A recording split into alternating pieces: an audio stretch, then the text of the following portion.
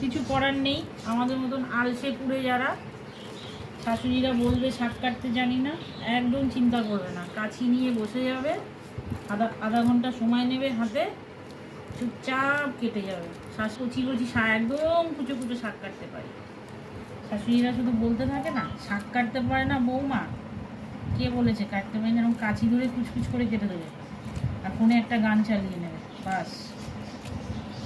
এবার দেখো তো শাশুড়িরা কি বলে, দেখাবে শাক নিয়ে গিয়ে বৌমা শাক কেটেছে।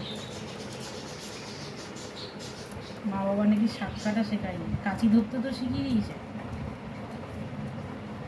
নেবে একদম শাকে, একদম ঝামেলা নেই, ধারালা কাঁচি নিয়ে আসবে। বাজারে যখন শপিং করতে যাবে একটা কাঁচি অবশ্যই কিনো, তাহলে দেখবে শাশুড়ির মুখ বন্ধ। লঙ্কাও কেটে নেবে, তো সব কেটে নেবে।